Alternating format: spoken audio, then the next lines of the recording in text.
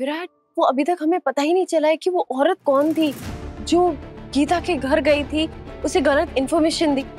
आखिर कौन है जो नहीं चाहता था कि गीता हमारे बच्चे को जन्म दे? फिर वही बात सही।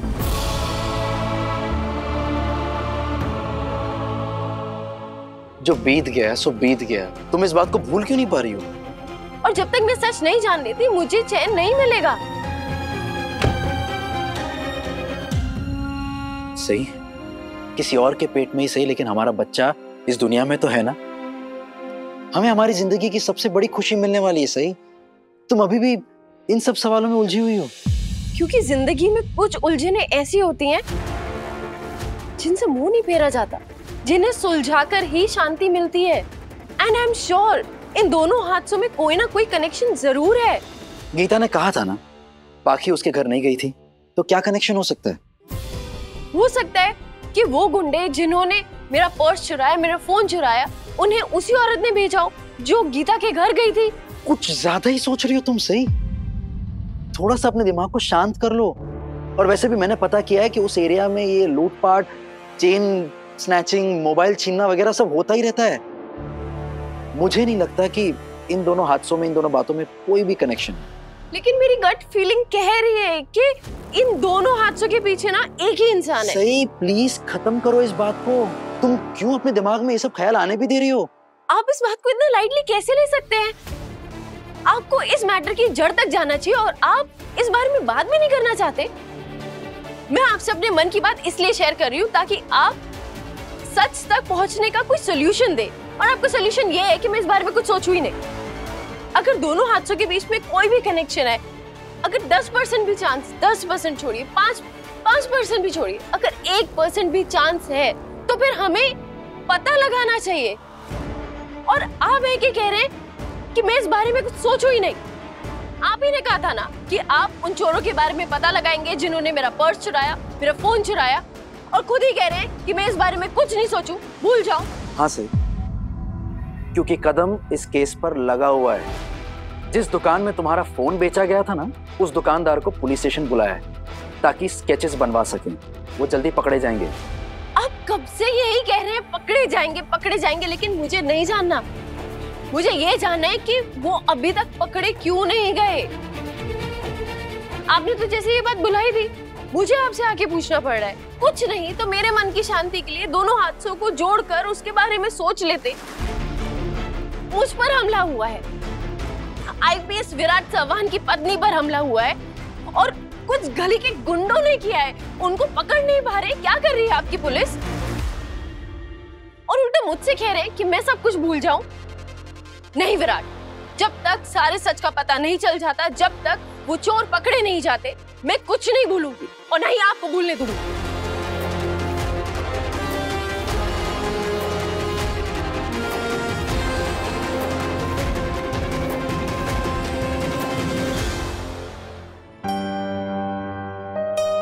सुनो, जिस आदमी से तुमने फोन खरीदा था, ये वैसे ही दिखता है? नहीं साहब, ऐसा तो नहीं दिखता था।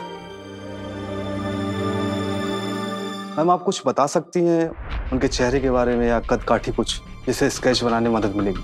हाँ, बिल्कुल बता सकती हूँ। वो ना 2 लोग थे, उनमें से एक ऐसा थोड़ा मोटा था लेकिन थोड़ा और मोटा था, और उसकी आंखें ना बड़ी बड़ी थी, ऐसी नहीं थी।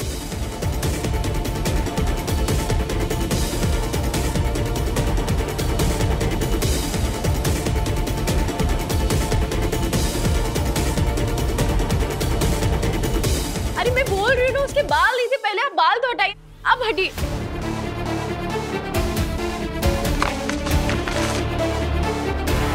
मैं दूसरे वाले का बनाती हूँ। उसका चेहरा ना ऐसे लंबा था और गाल ऐसे दबे हुए थे। हाँ, और उसकी आंखें ऐसे छोटी छोटी आंखें थी, और बाल उसके ऐसे लंबे, ऐसे खड़े हुए थे बाल। नहीं है ये, नहीं बना पा रही। सही, प्लीज शांत हो जाओ। ये तुम्हें पता है, सिर्फ कुछ % ऐसे स्केचेस होते हैं जो सही बनते हैं, जिनसे मुजरिमों को पकड़ने में मदद मिलती है। So just relax. आप अगर ये बात मुझे अपनी पत्नी को कह रहे हैं कि सिर्फ कुछ % चांस होता है मुजरिमों को पकड़ने का स्केचेस के थ्रू, तो फिर जो आम जनता आपके पास मदद के लिए आती है उनको तो क्या ही कहते होंगे। सही, पहले तो शांत हो जाओ और अपने पर्सनल गुस्से को मेरे प्रोफेशन पे मत निकालो।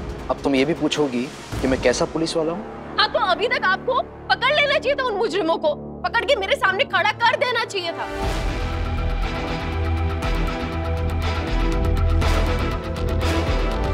सही, हमें हमारा काम मत सिखाओ। इन्वेस्टिगेशन चालू है, हम हमारा बेस्ट कर रहे हैं, 100% दे रहे हैं। So please. हाँ बोल। पुलिस ने तेरा स्केच बनवाने के लिए बुलवाया था मुझे, पर मैंने तो सब गलत गलत बता दिया। और जिस औरत का तुमने बैग और मोबाइल छीना था ना, वो भी वहीं पर थी। उसने तो तुम लोगों को पकड़वाने की जिद ठानी हुई है। और शायद तुमको पता नहीं, IPS की पत्नी है वो। उसका पति IPS विराट चौहान है। जरा संभल कर रहना। क्या मैडम, तुमने बताया नहीं कि वो औरत IPS की बीवी है? मैंने तुम्हें पुलिस के हवाले नहीं किया और उसके बदले मैंने तुमसे छोटा सा काम करवाया। और जिस औरत का मैंने तुमसे बैग और फोन छीनने के लिए कहा था, वो किसकी बीवी है, उससे तुम्हें क्या फर्क पड़ता है? फर्क पड़ता है मैडम। वो औरत हम लोगों को पकड़वाने के लिए पुलिस स्टेशन में धरना देके बैठी है। आज तो अपन लोगों का स्केच भी बनवा रहे थे मैडम वो।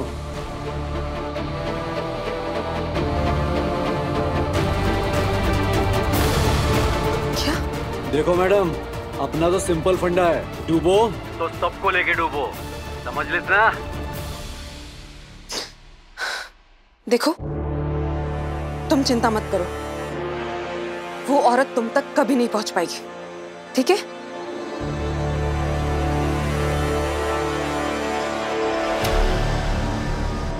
मुझे किसी भी तरह सही का ध्यान कहीं और लगाना होगा, लेकिन कैसे, क्या करूं?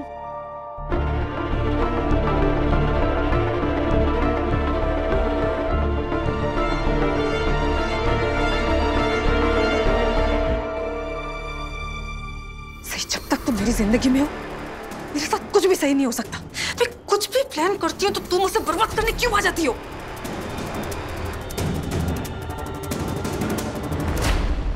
अब मैं इसे कैसे रोकूं?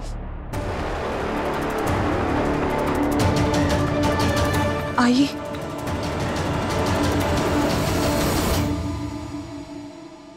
हाँ बोलो बाकी बेटा। आई, इस सही ने मेरा जीना मुश्किल कर रखा है। अब वो उन चोरों को पकड़ने की जिद कर बैठी है जिन्होंने मेरे कहने पर उसका बैग और फोन छीना था। देखा बाकी बेटा, मैंने कहा था ये सही चुप बैठने वालों में से नहीं है। तो देखना, वो जल्दी तुझ तक भी पहुंच जाएगी। जो खेल तूने खेला है ना, उसका पर्दाफाश करके दम ले। आई, जो खेल मैंने खेला है, आज उसी की वजह से सही और विराट का बच्चा मेरी कोख में है। आई, अगर मैं सही के साथ अपना खेल जारी रखूं तो, अगर मैं उसका भरोसा जीत लूं तो। आखिर तुम्हें सच में लगता है सही इतनी बेवकूफ है वो तुम पे भरोसा करेगी?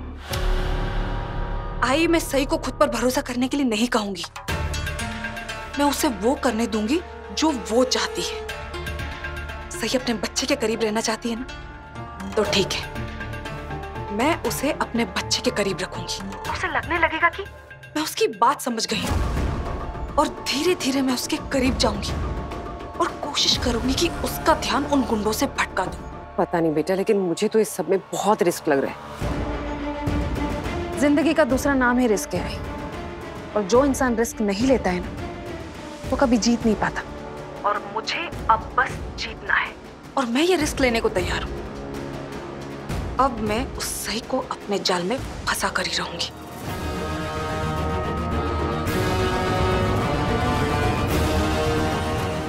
सही, अब तो बात भी हो गई ना। कदम और मैं छानबीन करेंगे, उन गुंडों को पकड़ेंगे जिन्होंने तुम्हारा फोन और बैग चोरी किया था, सो डोंट वरी। और उस औरत का क्या, जो गीता के घर गलत इन्फॉर्मेशन लेकर गई थी? मुझे गीता के घर जाकर उसके बारे में पूछताछ करनी होगी। आप लोग तो कुछ करेंगे नहीं? सही, तुम बार बार एक ही बात दोहराना बंद करोगी प्लीज?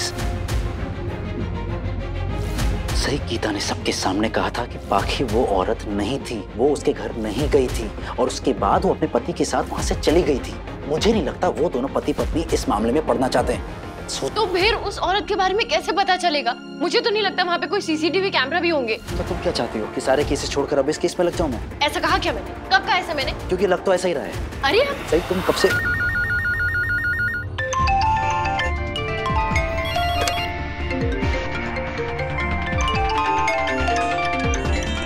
ये जी सर।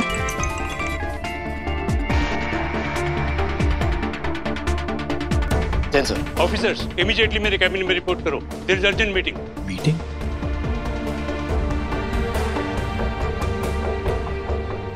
चलो। बैंक में डकैती हुई है। मौका वारदात पर हमारे नजदीक के पुलिस स्टेशन से कुछ ऑफिसर्स पहुंचे, लेकिन लुटेरों ने फायरिंग शुरू कर दी। हमारे 2 जवान शहीद हो गए हैं और 3 जिंदगी और मौत से लड़ रहे हैं। मौके का फायदा उठाकर लुटेरे वहां से भाग निकले हैं ब्लैक एसयूवी में, और वो नागपुर की तरफ ही आ रहे हैं। याद रखना कि उनके पास खतरनाक हथियार हैं। विराट, तुम टीम को लीड करोगे, लेकिन इस बात का ध्यान रहे, मुझे वो लुटेरे चाहिए, जिंदा या शमशान में। Got it? Yes sir. मैं कुछ डिटेल शेयर कर रहा हूं, जीत कर आना। जय हिंद सर।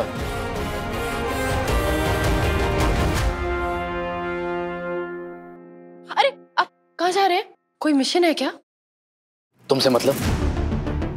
क्योंकि तुम जब से यहाँ आई हो एक ही चीज बोल रही हो, मैं कैसा पुलिस वाला हूँ, मुझे ड्यूटी करना नहीं आता। तुम्हें तो ऐसा भी लगता है ना कि मैं अपना काम ठीक से नहीं कर सकता हूँ। लेकिन गेस व्हाट, डीआईजी सर को ऐसा नहीं लगता, इसीलिए शायद उन्होंने मुझे इस मिशन को लीड करने के लिए चुना है। Please excuse me. मैंने ऐसा कब कहा कि आपको काम करना नहीं आता?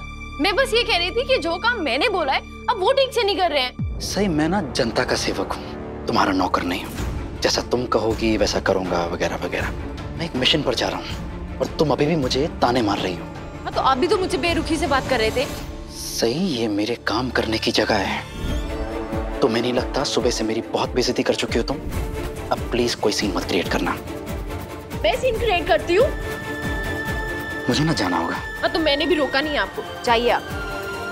मैं आपको ड्यूटी करने से नहीं रोक रही हूँ। घर पे होते तो दही शक्कर खिला के भेजती, अभी यहाँ चॉकलेट से काम चलाना पड़ेगा। इस नाटक की कोई जरूरत नहीं है। सही, तुमने जो कुछ भी कहा ना कि तुम्हारे पति को काम करना नहीं आता, जॉब के लिए अनफिट है, ये ताने खा लिए मैंने, पेट भर चुका है। चॉकलेट खाने का मन नहीं है, खास तौर पर तुम्हारे हाथ से।